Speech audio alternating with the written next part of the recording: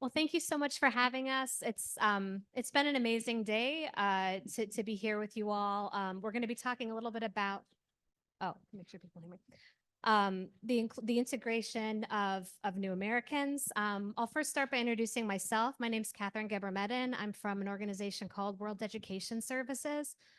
WES is a national organization that's focused on really across the country and also in Canada, working with communities that support immigrants and refugees who want to use their education and skills in the United States. I think we have a community like that here in Maine, by judging from everyone who's here. I'm joined by colleagues from both Maine and Colorado. And I'm going to first talk about why we're here, because you're at an inclusion conference for Maine, and most of us are not from Maine on the stage. So a few years ago at WES, we started a program called the Skilled Immigrant Integration Program. It was really born out of a lack of a national conversation happening around immigrants and refugees who come to the US with skills and experience they want to use and find themselves either unemployed or underemployed. I know you have a very large refugee and asylee community here in Maine, and you've probably met folks, maybe show of hands if you've met folks who maybe were trained as doctors, engineers, lawyers, maybe driving. Okay. Show of hands. I think it's a very familiar population. But surprisingly, in the US, we don't really have a national strategy or conversation. A lot of this work, all of this work, happens at the state and local level. And so as a national organization at WES, we tried to think about how could we provide a space for states and local communities to talk about this issue, to meet each other, to exchange ideas and best practices. And so we came up with a program called SIP. And I'm going to pass it over to my friend Julia in a minute to talk about how Maine got involved in SIP. But Maine was one of our first communities that came into the program, which is now an expansive network of over 45 communities across the US. And so when we started working with Maine and SIP in the early years of the program, I came up here for the first time and I'm not just saying this because I'm in Maine, I'm from New Jersey. Anyone from New Jersey? It's a high bar in New Jersey.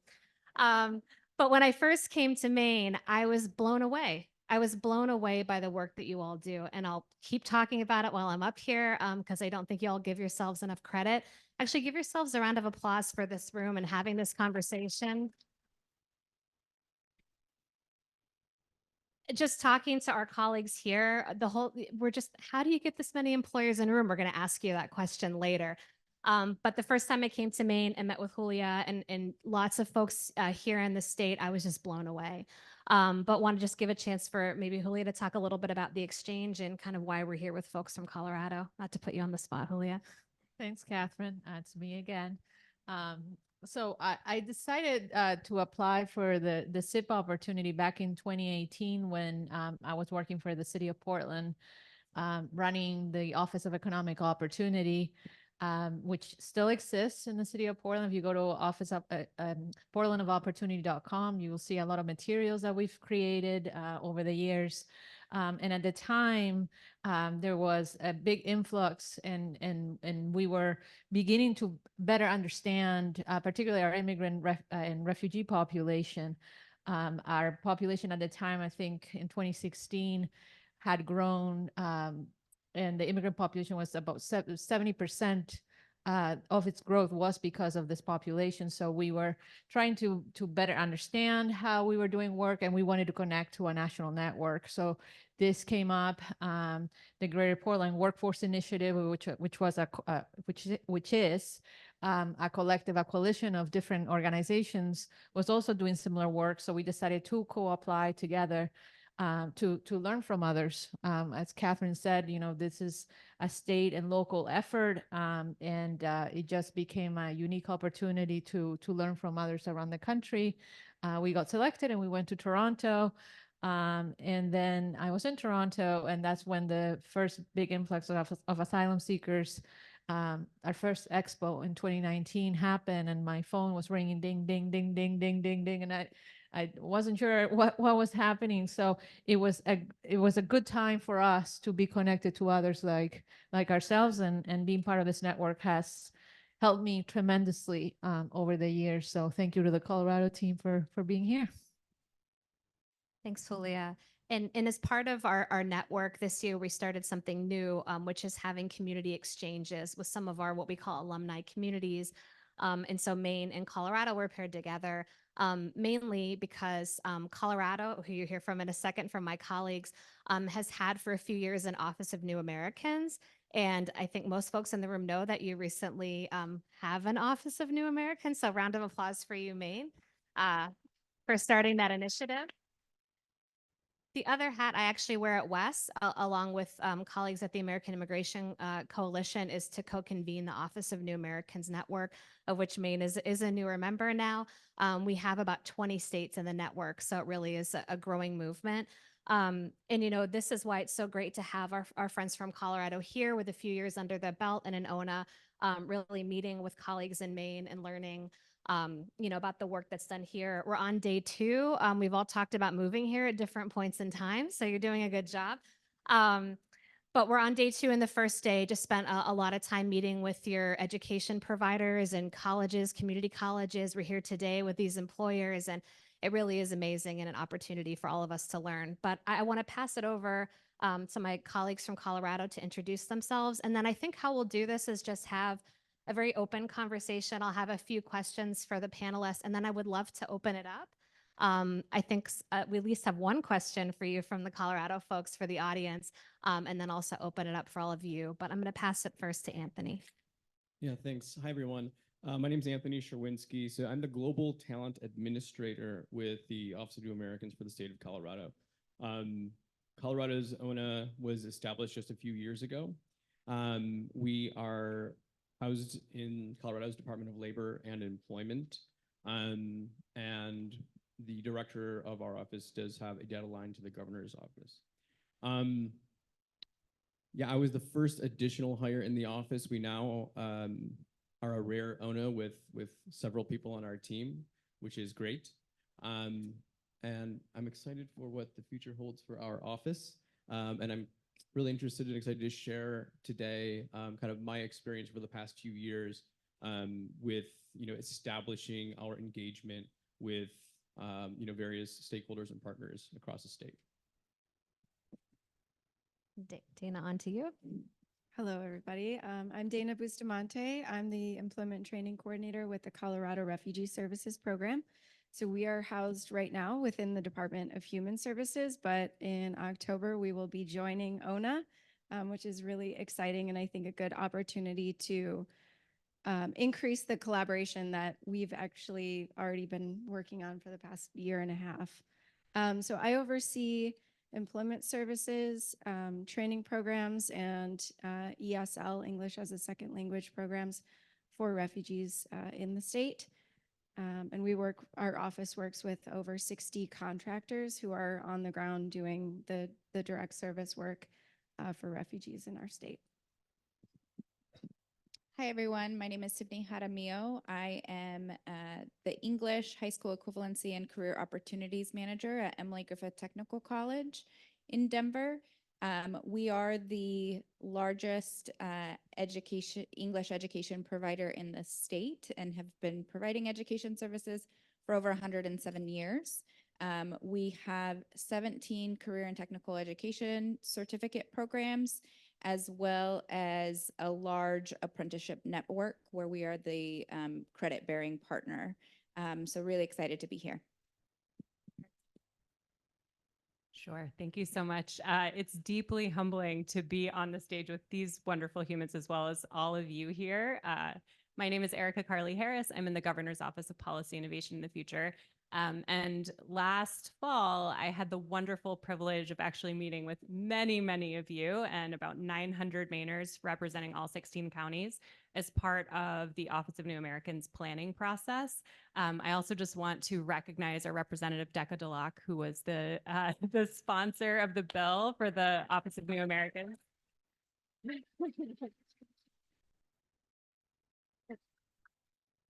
And so for those of you not on our email list, although I would very much encourage you all to join maine.gov/future/ONA. The bill did make it into our budget, so it will be going into effect 90 days after adjournment. So we'll be looking to spin up an office with a couple of folks at some point this year. So it's very, very exciting. And Julia, I think everybody knows you at this point, right? Yes. Um, so it's been great to work with Erica a little bit through the ONA network as you all get this office stood up, and also happy to answer questions again about other ONAs, but I'm going to pass it to Anthony first.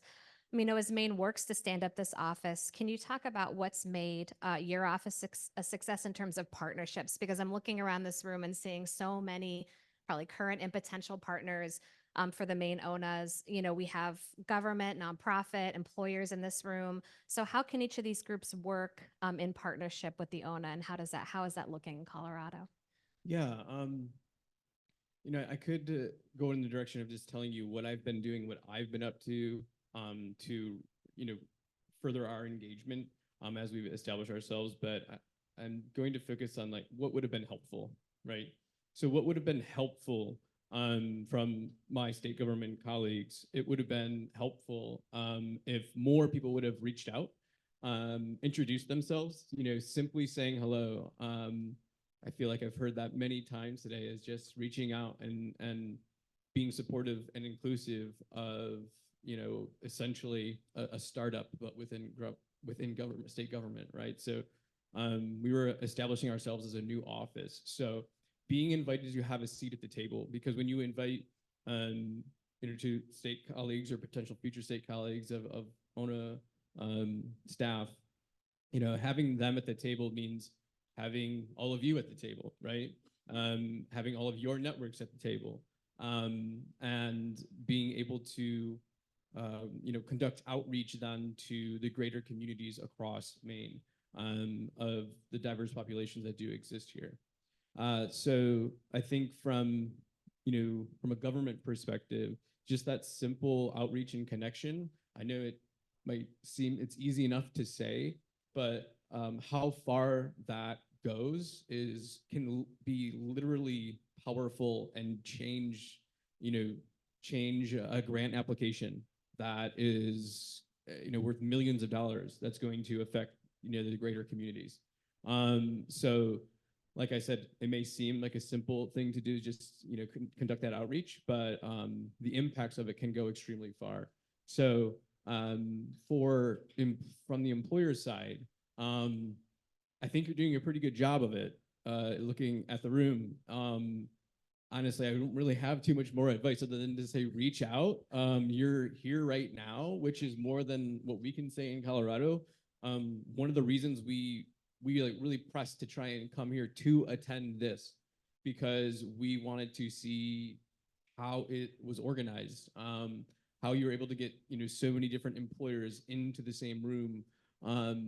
And for us, I think that, you know, it's something we're going to be able to walk away from and be able to take back to Colorado, looking to Maine as a best practice, an example. So like I said, from an employer's side, I really feel like you're doing a great job. Also, from conversations we had yesterday, was hearing a lot of the same things from, you know, the representatives from university and community colleges, basically stating that, you know, employers are coming to the table, and that's amazing to hear. So keep that up. And then, you know, from a proactive standpoint, from the employer's perspective, is, you know, once you know, the office is being built out and established, conduct that outreach also, right? Let folks know. If we have some time, I can talk about some things that I have done proactively to help engage with that process, to just create those communication pathways.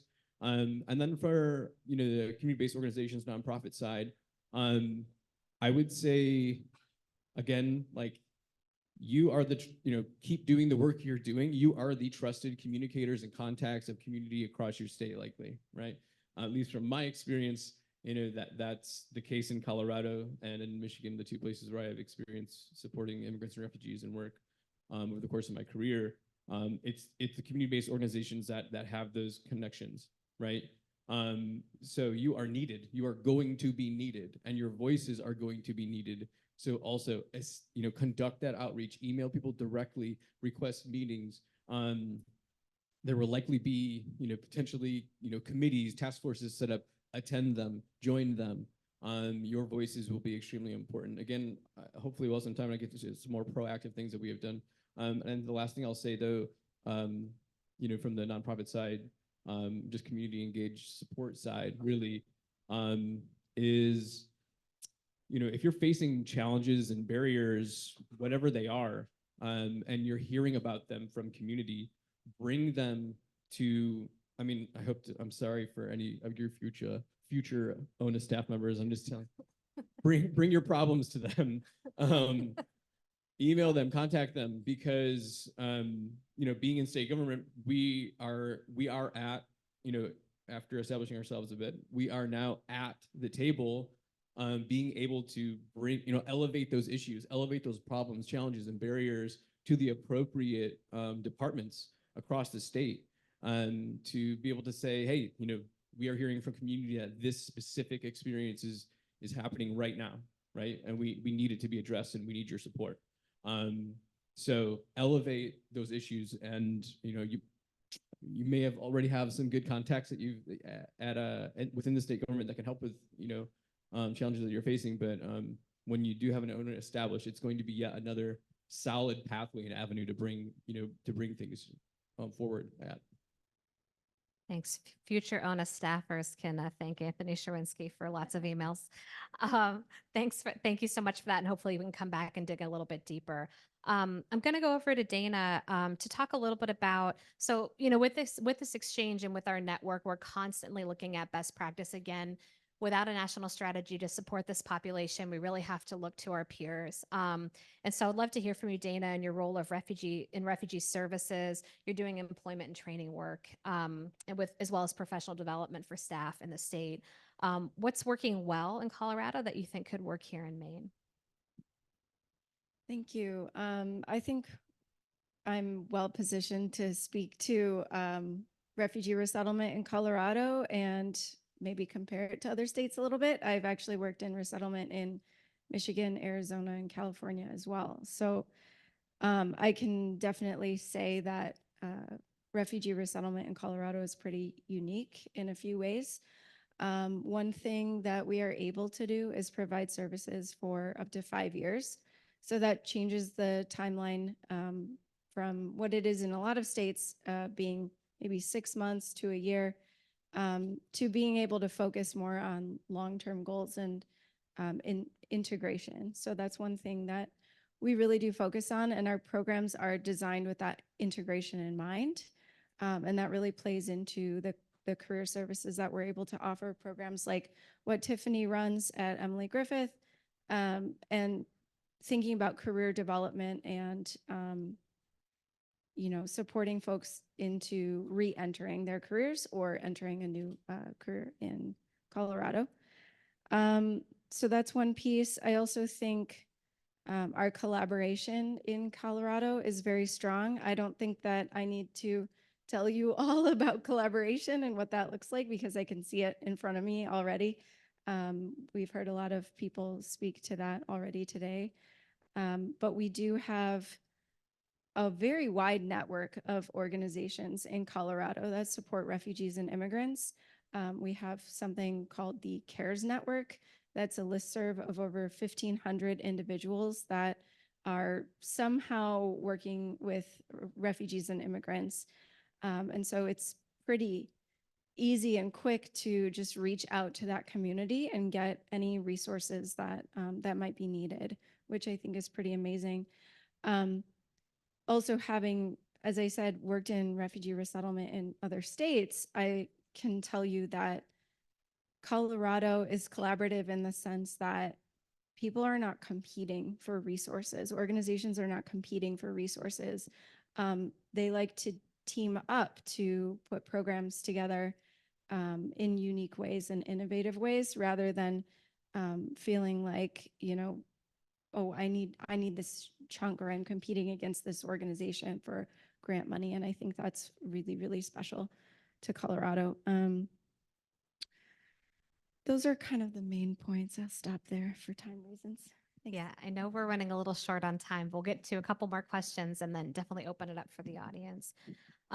Tiffany, yesterday, you know, we spent a lot of time with our higher ed colleagues, and, you know, like Maine, Colorado has a very robust community college and technical college system. Um, what are some of your takeaways from the visits that we had yesterday? You know, and thinking about where there might be opportunity given your experience working in the higher education system in Colorado. Yeah, like my colleagues here, I've been very impressed in the 1.5 days that we've spent, and it comes down to collaboration. We saw that at Portland Adult Education, at Southern Maine Community College, and University of Southern Maine. The collaboration that is already happening is impressive and needed and essential. Also, a part of that is the nonprofit sector and the employers and how they're involved in supporting education efforts, encouraging and guiding educational needs and conversations, and then the collaboration to offer space, to work together to ensure that all learners have a space here in Maine.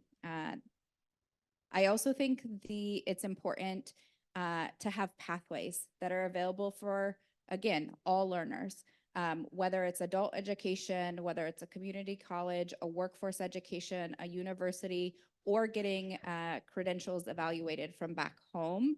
All learners in Maine are going to be working. And there are needs at each level of employment in the state for different learners. And so that's an opportunity for education systems to kind of think about, where do we as an institution play a part in developing the workforce, whether it's the English learner who needs the skills to be safe on the job, or whether it's at university, so that way they can fill some of the higher level positions within government or something like that. And then another thing that I heard about yesterday and saw is that learners in each of those spaces need to belong. Julia was talking about this earlier. And I think what we saw yesterday, it's happening.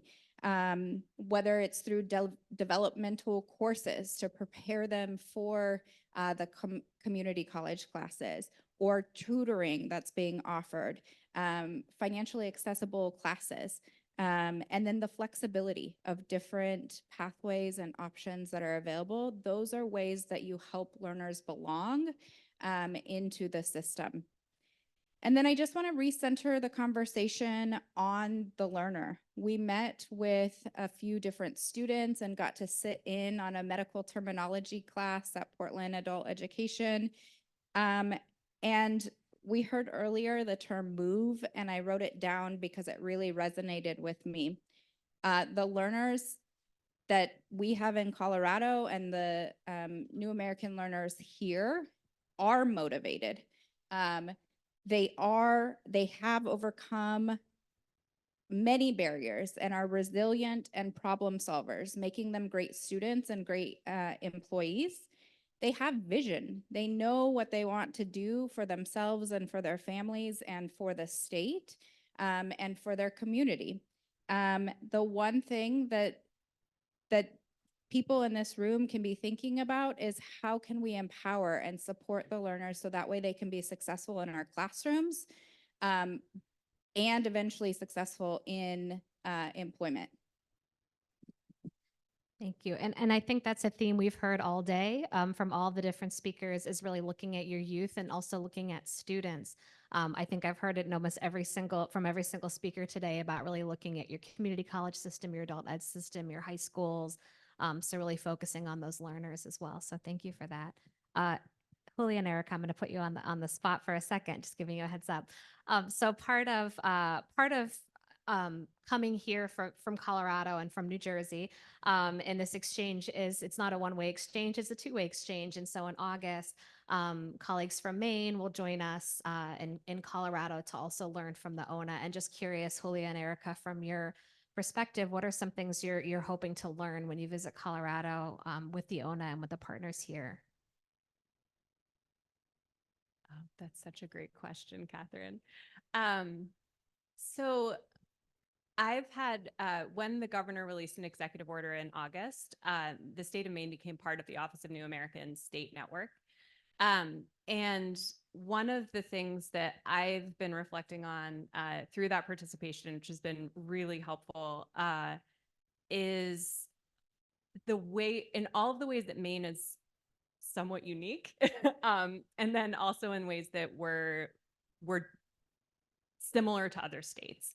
And so one of the things I've shared with colleagues in the ONA network is that can be hard if you are from a larger state is that we really do all know each other. And there's such beauty in that. Most people, if you're trying to find someone at a particular organization or at a particular government agency, it really is probably 3 to 4 text messages away to get to get in touch with a specific person. And that can be, as someone who grew up in Maine, sometimes that can feel somewhat stifling. Or if you're new to Maine, perhaps I can imagine that also feeling intimidating. But I think looking at the way that we leverage our relationships, I think is really unique and really special. And so looking to learn from larger networks who are able to do these sorts of things, but at a greater scale, as we grow, as these communities come into our state, and making sure that we're really fostering inclusion and belonging for everyone. I think for me, and going back to ONA, when I offered verbal testimony, whenever it was, at the beginning of the year, maybe, for ONA, I said that, the immigrant journey is a journey of loss. We've left behind what we all hold dearest, our mom and dads, our children, our cousins, our traditions, our cultures, the way we approach and understand the world, for a chance.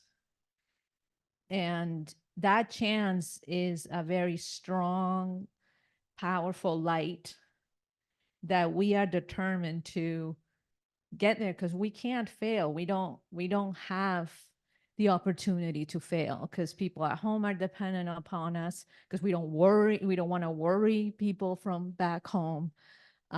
So success is a yes or a yes. So for me, as I said yesterday, I take very seriously that I'm a dream holder, and that the community college system, we're doing great work for our students, but we have a lot more work to be done. And that is why I decided to come to the community college. I am a disruptor at heart. I love to see what's going well, but I love to see what's not going well. And where can we push ourselves to expand opportunity even more for this population. So when I applied for the exchange, I was hoping to learn from the ONA that was already established. And I was hoping to learn from our higher ed system, the higher ed system and the community college system in Colorado, to see how they were delivering on this hope a little bit better than we were. Thank you. I'm looking at time. I forget who the timekeeper is, but I think we're running up to the end of time. How much do we have? 10. Okay, great. Do we want to open for questions? Do folks have questions here in the room for anyone on stage? Looking around, don't be shy. Oh, I see a question. Okay, someone's coming with a mic. Oh, go ahead. Ann. Hello, I'm Kelly Hall. I'm with Westbrook School Department. And so I've just been thinking about, we'll just call it the bureaucracy of public education, and brainstorming ways that we can get well-qualified, though technically uncertified, people into our schools. So I don't know if that's something that you've been working on, and if you can even just give me some hope, that would be great. I can talk I can talk from not the states up here, but Colorado. Maybe I'll have y'all go first if you have any examples from Colorado. Need a minute. Okay. Yeah, Amazing. I'll take a stab at that. So one of the things that we do at Emily Griffith Technical College is we have a careers program, which is designed to help folks either enter a career pathway or re-enter a field that they have. And what we know is that lots of refugees and immigrants have skilled backgrounds and degrees. And so right now in the state and within my program, we are partnering and looking at options for teacher pathways because we have those qualified individuals and we have a need for teachers. So developing that pathway, working with our skilled immigrants to get them into those opportunities, get them exposure to the U.S. education system to see if it's something that they even want to do. But there's a huge opportunity there. So definitely something to look into and grow. And to follow up from that, at Wes, we're looking at professions across the board and what the barriers are for folks who are formally trained in those professions.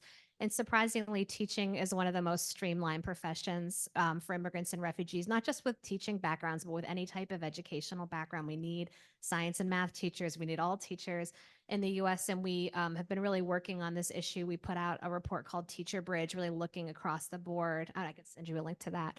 Of what other school districts across the country are doing to help create pathways and opportunities for immigrants and refugees who want to teach. And in fact, we're doing a very small project right now with like three local school districts, starting small, to really see how we can open up some of those pathways. But it is a great area of opportunity. I don't know if we have school districts in the room, but a great talent pool. And honestly, for a lot of immigrants and refugees, there is a very clear pathway as opposed to some other professions that have a lot of barriers in place that make it very difficult to get back into professions.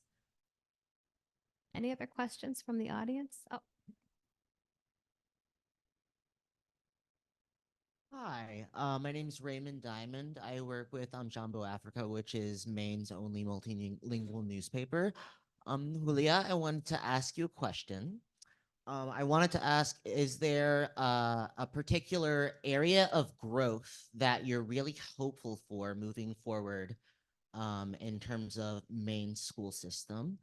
And also, what is the most encouraging thing that you or aspect of the school system that you see that you want to continue moving forward? Can you repeat the second part? What is encouraging to you about how things are right now? Well, it's encouraging to me the concept of all students, all paths.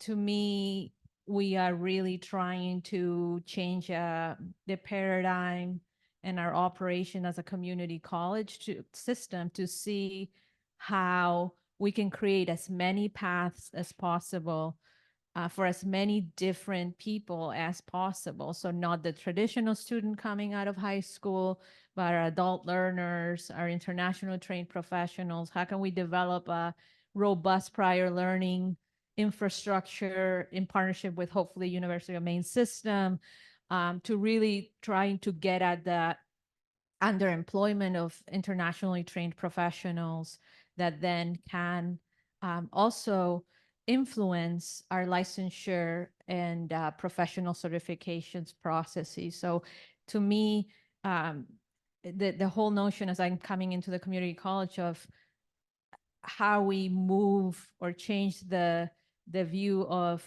are our students college ready to, are we ready? Are we student ready as institutions? Are we delivering what our students really need, and our students being really a broad kind of concept makes me hopeful. I think the last piece that I'll say is that now we're looking at workforce training or workforce development, 6-week training programs. Maybe somebody doesn't feel like they see themselves in a community college. So that's a good path for them. Take a 6-week program or course and then seeing if that is an on-ramp to an associate degree. And then before you know it, you have your associate degree, and maybe that's an on-ramp to a 4-year degree and so on. So what are those kind of micro opportunities? And then also the other way around, I may be enrolled in an associate program, and then my mom gets sick or something happens in my life, and I have to go downward, and maybe I have to get that certificate that is in it. So I think that movement and recognizing that we are humans first, and that's something that we're speaking a lot in the community college, is something that brings me hope. We might have time for one more question, or no, are we out of time? I don't know who the timekeeper is. One more question if we have one left. Oh, I see back there.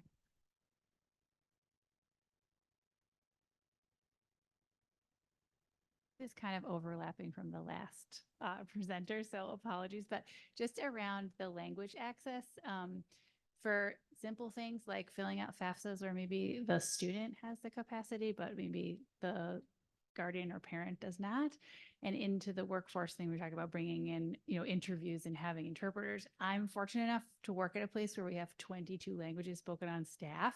So often we can support people in the moment, but it's expensive if you have to pay a professional interpreter. So I was just wondering if you had knew of any resources for employers who want to access that, or students who are struggling to access things because they can't access a professional interpreter.